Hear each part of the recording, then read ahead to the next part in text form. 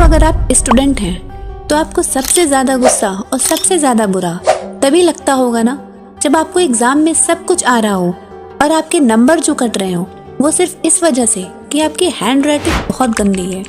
तो आप अपने नंबर को देख के यही सोचते होगे ना कि काश मेरी भी हैंड राइटिंग बहुत अच्छी होती, जिससे मैं कुछ और नंबर पा लेता या पा लेती। क्योंकि ये आप सब जानते हो कि जब एग्जामिनर के पास आपकी कॉपी जाती है ना, तो जो सबसे पहला इम्प्रेशन होता है वो आपकी हैंड राइटिंग देख करके ही होता है। अगर आपकी हैंड राइटिंग अच्छी होती है और आपने थोड़ा बहुत भी लिखा होता है तो आपको 5 से 10 नंबर तो ऐसे ही मिल जाते हैं। लेकिन अगर आपकी हैंड राइटिंग बुरी है और आपने कितना ही अच्छा आंसर क्यों ना लिखा हो, पर आपकी बुरी हैंड राइटिंग की वजह से एग्जामिनर को कुछ नहीं समझ में आता और वो इरिटेट होकर के आपका नंबर काट लेता है। चलिए अब आप मुझे इस दोनों पिक्चर को देख करके ये बताइए कि आप किसको अच्छा मार्क्स देंगे, वो जिसने अच्छा लिखा है और जिसकी राइटिंग देख करके ही दिल खुश हो जाए और 5 से 10 नंबर आप उसे ऐसे ही दे दें, या फिर वो जिसने क्या लिखा है उसे खुद ही नहीं पता। दोस्तों, ये सब मैं आपको सिर्फ इसलिए बता रही हूँ क्योंकि ये मेरा खुद का पर्सनल एक्सपीरियंस है।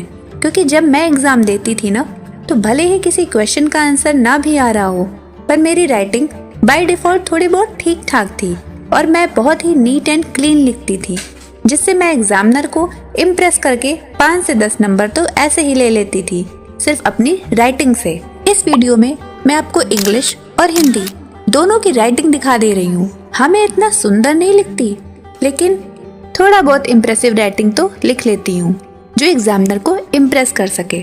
और आपको ये जान के हैरानी होगी कि मैंने बहुत सारे राइटिंग कंपटीशन भी जीता है। तो मैं अपने एक्सपीरियंस के बेसिस पे आपको आपकी हैंड राइटिंग सुधारने के लिए सिर्फ 3 टिप्स ही बताऊंगी, जिसे आप लगातार पूरी ईमानदारी से फॉलो करेंगे ना, तो मैं गारंटी लेती हूँ कि आपकी राइटिंग में जरूर इम्प्रूवमेंट आएगी। दोस्तों, अगर आप सच में राइटिंग को अच्छा करना चाहते हो ना, तो ही इस वीडियो को पूरा देखिएगा।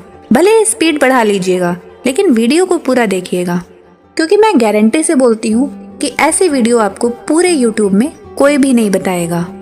तो चलिए शुरू करते हैं हैंड राइटिंग को सुधारने की नई टिप्स। Tip number 1। टिप शुरू करने से पहले मैं आपको एक चीज जरूर कहूंगी कि आप इस वीडियो को ही मत देखिएगा, इसको फॉलो भी करिएगा, तभी आपकी हैंड राइटिंग में सुधार आएगा। आपको क्या करना है, एक ब्लैंक कॉपी लेनी है। कोशिश करिए कि इंग्लिश राइटिंग के लिए इंग्लिश की कॉपी और हिंदी राइटिंग के लिए हिंदी की कॉपी लेनी है। आपने कर्सिव लेटर्स तो जरूर सुने होंगे। कर्सिव लेटर मतलब इंग्लिश में जिसे कहा जाता है मिला मिला करके लिखना। ये बहुत बेस्ट तरीका है अपनी राइटिंग को इम्प्रूव करने का। जैसे देखिए, सबसे पहले हम हिंदी की राइटिंग से स्टार्ट करते हैं। जैसे ये 2 लाइन है, इन 2 लाइनों के बीच में आपने लिखा है राम ने खाना खाया है, अब वो टहलने जाएगा। आपको क्या करना है, सबसे पहले आपको धीरे से शुरुआत करनी है और ऊपर से नीचे तक लाइन को मिलाते हुए लिखना है। दोस्तों, हड़बड़ाइएगा नहीं, आप धीरे धीरे लिखिए, तभी ये चीजें आपको सुधार लाएंगी। इससे क्या होगा कि आपके जो लाइंस बन रही है ना, वो बिल्कुल सीधे सीधे बनेंगी और जो आपके वर्ड्स में गैप हो रहा है वो जरा जरा सा होगा, जिससे जब आपकी राइटिंग आगे चल के इम्प्रूव होगी ना, तो फिर आपके जो वर्ड्स होंगे वो एक दूसरे में ओवरलैप नहीं करेंगे और जब एग्जामिनर आपकी कॉपी चेक करेगा ना, तो उसे कंफ्यूजन भी नहीं होगी। जब आप ऐसे 2 लाइन लिखिए, फिर उसके नीचे क्या करिए कि अब आपको ये जो दोनों लाइन को मिला के लिखा है उसको आपको हाफ हाफ लिखना है, मतलब अब आपको ऐसे लिखना है। दोस्तों, ये याद रखिए कि आपके जो नॉर्मल राइटिंग होगी ना, वो सिर्फ हाफ से हल्के से ऊपर ही होनी चाहिए। ना ही आपको ज्यादा छोटा लिखना है और ना ही आपको ज्यादा बड़ा लिखना है, जिससे ना आपको कोई कंफ्यूजन हो और ना ही आपकी कॉपी चेक करने वाले एग्जामिनर को कोई कंफ्यूजन हो। याद रखिएगा, ऐसे अगर आप डेली 1 पेज लिखेंगे और लगातार 7 से 8 दिन भी लिखेंगे ना, तो आपकी स्पीड भी इंक्रीज होगी और आपकी जो लिखावट होगी ना, वो भी ऑटोमेटिकली इम्प्रूव होती जाएगी।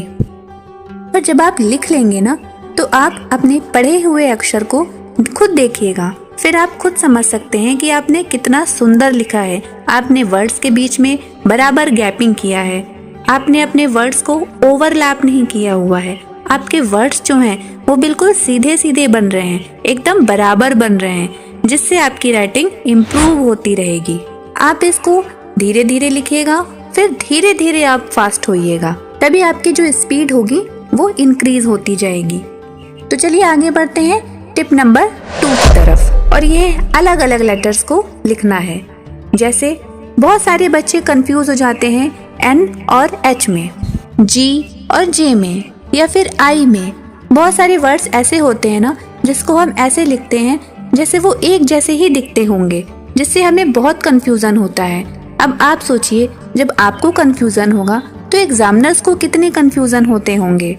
ये तो आप मान के चलिए कि अगर आप ऐसे लेटर्स लिख रहे हैं ना, तो कुछ दिन बाद जब आप अपनी ही कॉपी पढ़ेंगे ना, तो आपको भी वो वर्ड समझ में नहीं आएंगे।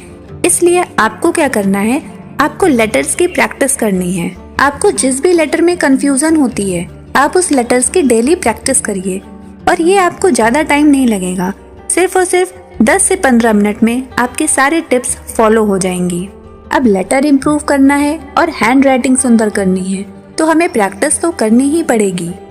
अब देखिए, जैसे आपको H ऐसे लिखना है और N ऐसे लिखना है, या फिर G ऐसे लिखिए और J ऐसे लिखिए। लेकिन आपको जो लेटर्स लिखने हैं वो ऐसे लिखने हैं कि आपको भी उसे पढ़ के समझ में आ जाए।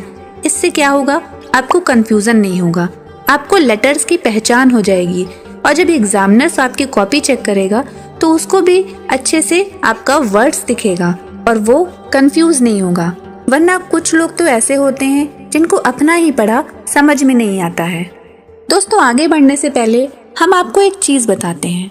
कई लोग को आपने वीडियो देखा होगा कि राइटिंग अच्छी करने के लिए वो बताते हैं कि पेन ऐसे पकड़ो, ये वाला पेन लो, वो वाला पेन लो। पर अगर आप मेरी एक्सपीरियंस देखिए तो पेन आप ऐसा लीजिए जिसमें आप कंफर्टेबल हो। ये सच है कि जेल पेन से राइटिंग तो सुंदर हो जाती है, बट उससे स्पीड नहीं आ पाती है। स्पीड तो आपकी डॉट पेन से ही आती है। इसलिए आपको अपने अकॉर्डिंग पेन लेना है।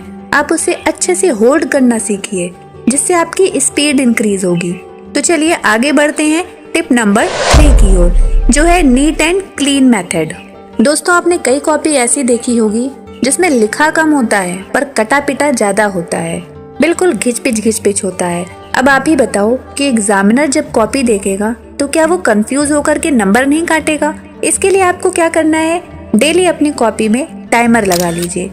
कोई भी टॉपिक पकड़ लीजिए, सिर्फ उससे रिलेटेड 2 से 3 लाइन लिखिए, वो चाहे आपका डेली रूटीन ही क्यों ना हो। फिर जब आप 2-3 लाइन लिख लीजिए तो आप अपनी उस राइटिंग को एनालाइज करिए कि आप कितना कट कर रहे हैं और आपकी स्पीड कैसी बन रही है।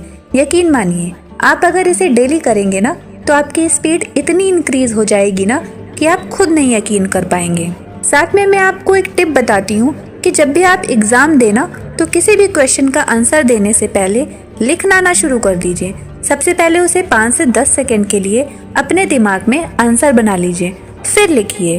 तो देखिएगा कि आपका जो आंसर है ना बिल्कुल नीट एंड क्लीन होगा, उसमें कोई भी कट नहीं होगा। और फिर जब एग्जामिनर आपकी कॉपी चेक करेगा ना तो 5-10 नंबर आपको भी एक्स्ट्रा बोनस के रूप में दे देगा। आप ऐसे डेली प्रैक्टिस करिए, फिर मेरी तरह आपकी भी हैंड राइटिंग कब अच्छी हो जाएगी ना आपको खुद नहीं पता चलेगा। तो चलिए दोस्तों, डेली आप प्रैक्टिस करिए। तब तक के लिए ऑल द बेस्ट।